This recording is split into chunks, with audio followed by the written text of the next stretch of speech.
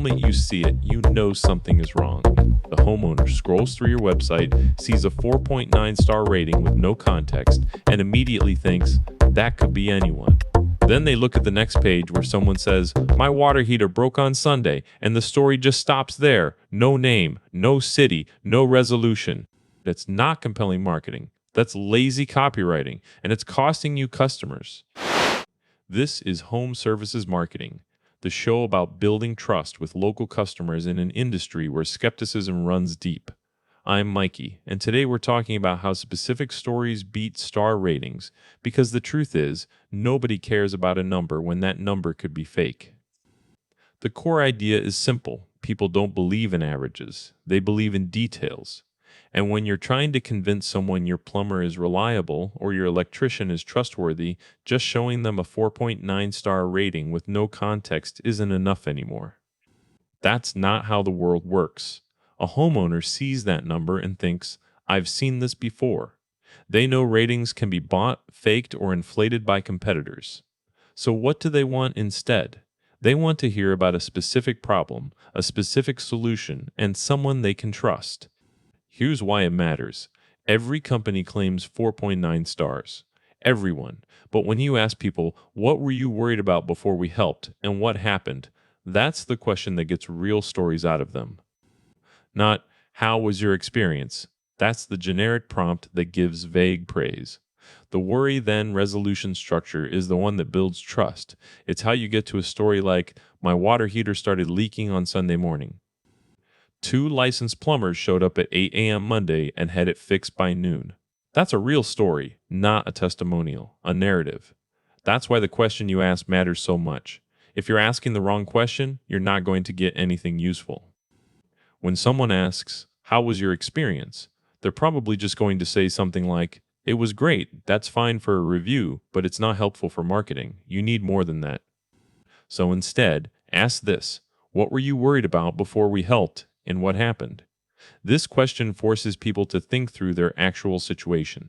They have to describe what they were feeling anxious about, what they expected, and how things turned out. When someone tells a story like, I was worried I'd be stuck without hot water for days, and then says, we fixed it in less than 2 hours and saved me from having to call a bunch of different contractors, that's persuasive.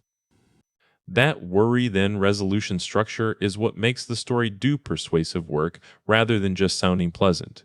It gives context, shows urgency, and proves the solution worked. If someone says, I was worried about my air conditioner breaking down in July, and then explains they called you at noon on a Saturday, and by 3 p.m. it was running again, that shows real value.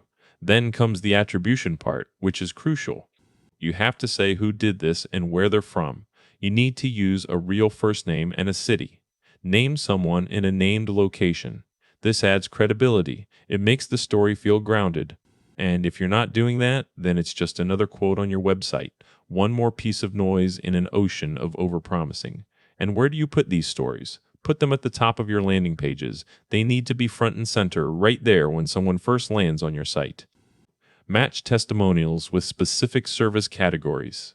So if someone is looking for electrical work, show them a story about a home electrician who fixed a circuit board issue during a power outage. That's not just a testimonial, that's relevance. The way you collect these stories matters too. Ask the question that leads to specificity. Don't ask, how was your experience? Ask, what were you worried about before we helped and what happened? That's how you get people to think through their actual situation and describe it in a way that resonates with others. The final touch? Every story needs to include a name and city. If it's anonymous or if it sounds too polished, it reads as fake. Real stories are messy. Real stories have names. Real stories have locations. And real people will trust those kinds of stories over an average rating any day. The one number that matters? Every testimonial must include a real first name and a city. That's your rule. Because when someone sees John from Denver, they're not thinking about how many stars he gave you. They're connecting with the person who actually had the problem and got it fixed. But here's where people mess up. First, they don't ask the right question.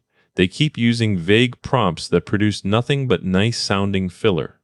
Second, they forget to attribute everything. If there's no name or city, you're back to just another generic quote. Third, they put testimonials in the wrong place.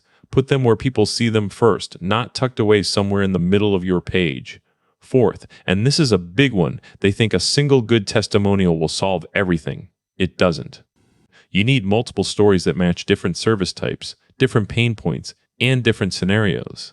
Why do star ratings alone fail to overcome skepticism? Because everyone claims 4.5 stars or higher, and homeowners know that means nothing. That's the psychology behind it. They're tired of fake reviews, incentivized feedback, and companies that try to game their way to a better score. They've seen it all before. It's not just the numbers anymore, it's about context, authenticity, and connection. What testimonial question produces a real story? What were you worried about before we helped, and what happened? That's not just asking for a rating, that's asking for a narrative. You're pulling out a detailed experience, and those are exactly the kinds of things people believe in. What attribution makes a testimonial credible? At least a first name and a city. No names, no city. It reads as fake or too polished. Real stories are messy. Real stories come from real people who live somewhere real. That's why we have to be specific about who said what and where they were when it happened. Where should testimonials be placed for best effect? Right at the top of your landing pages, where someone sees them before they scroll down or click away. The hero section is a prime spot.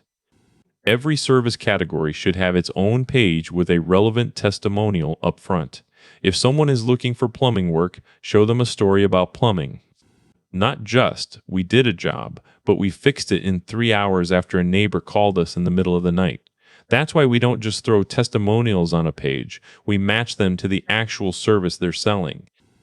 A testimonial that says, "The electrician showed up and fixed my outlet," is less powerful than one that says, "It was 11 p.m. on a Tuesday. I called you because my kitchen lights kept flickering. You came out within an hour and found it was a loose wire. They fixed it and sent me home with a new switch." That kind of detail doesn't come from asking, "How was your experience?" It comes from asking, "What were you worried about before we helped and what happened?" And here's the thing, it costs conversions. It costs trust. It costs the difference between someone calling and someone closing their browser. People are skeptical. They've seen too many fake reviews, fake photos, fake promises. So give them something they can believe in. Give them a specific person with a real problem and real resolution. It's not about making it sound good. It's about making it feel real. So remember, specific stories beat star ratings. Ask the right question, attribute everything, place testimonials where people see them first, and always tie your stories to actual service categories. That's how you build trust in a world where numbers don't mean anything anymore. That's home services marketing. If this one earned its time, the full system is inside the course at learn.mikey.ai. I'm Mikey. Go find that story in the details.